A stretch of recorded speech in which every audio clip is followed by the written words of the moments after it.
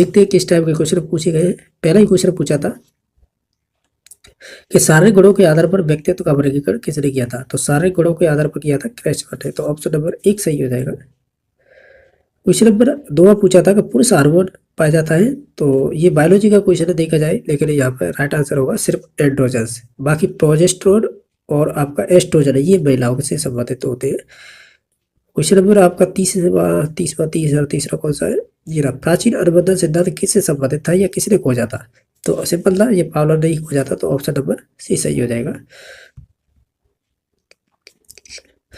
Spear में बुद्धि सिद्धांत में बुद्धि के कितने कारक बताए गए थे। तो वैसे देखा जाए 2 फैक्टर थ्योरी थी उसकी। उसमें एक तो एस था, एक जी कारक था, जी जन्मजात था और एस अर्जित था। लेकिन इसमें एक समूह कारक भी जोड़ा था बीच में, ठीक है। तो ये इस प्रकार इसका बी भी ऑप्शन सही है और सी भी सही है। इसका मतलब बी और सी दोनों ऑप्शन सही है।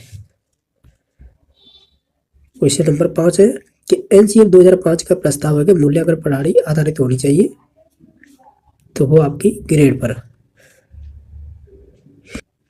तो ये ग्रेड पर ही आधारित थी, ठीक है। नेक्स्ट देख लेते हैं। ये क्वेश्चन पूछा था कि एनसीएफ 2005 के नेशनल स्टीयरिंग कमेटी के अध्यक्ष कौन थे। तो प्रोफेसर यशपाल थे। आपको मालूम होगा यही क्वेश्चन आपके 26 सितंबर को भी पूछा गया था। नेक्स्ट क्वेश्चन नंबर ये था, जैसा कि दिखा पाए, ये है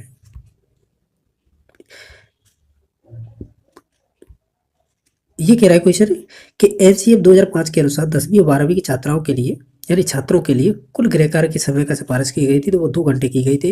गेस्टोल्ट स्कूल के संस्थापक कौन है? वो वर्धाइमर थे।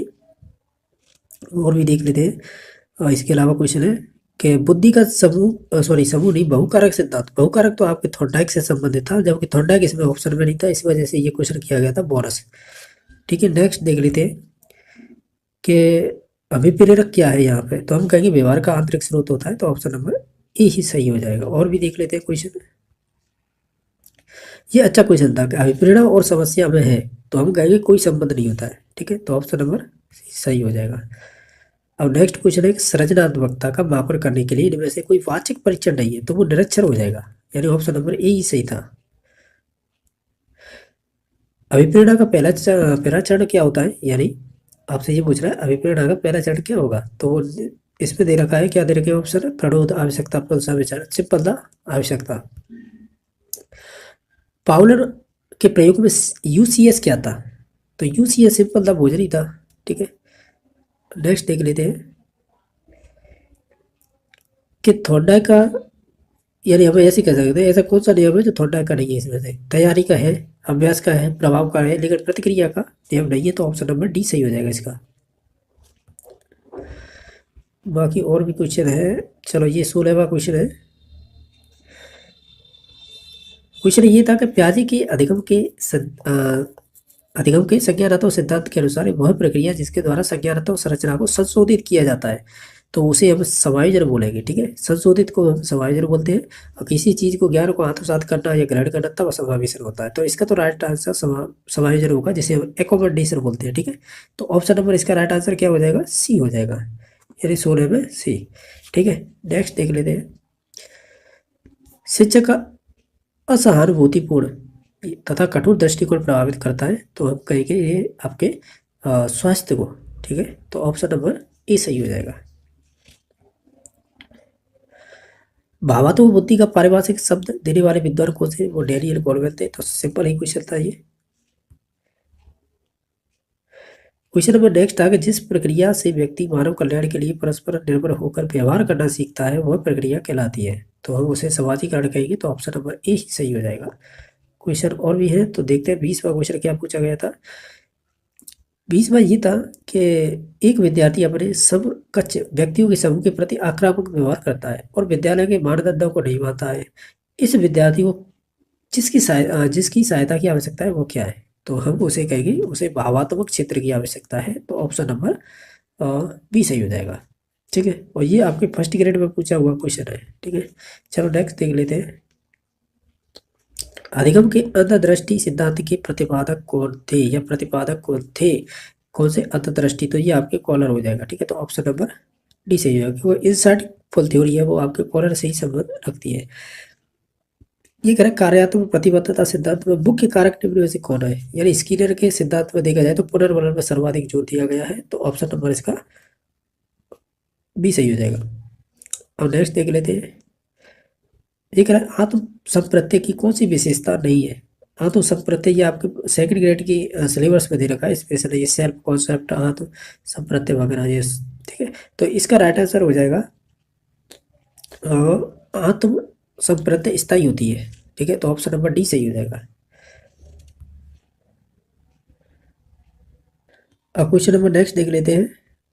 क्वेश्चन नंबर आपका नेक्स्ट है कि वह सिद्धांत जिसमें किसी समस्या के तात्कालिक समाधान की प्रमुखता दी जाती है, तो वो सूझ का ही सिद्धांत हो जाएगा। तो ऑप्शन नंबर डी सही हो जाएगा इसका।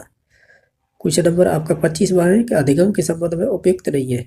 तो 25वां क्वेश्चन नंबर है, इसका राइट आंसर हो जाएगा अधिगम पर परिपक्वता का प्रभाव नहीं पड़ता है। ये बात सही है, सही नहीं है। यानी हमें पूछा कौन सा उपयुक्त नहीं है, तो ऑप्शन नंबर ए सही हो जाएगा। यानी अधिगम पर परिपक्वता का प्रभाव नहीं पड़ता, जब प्रभाव पड़ता है, तो ऑप्शन नंबर ए सही हो जाएगा।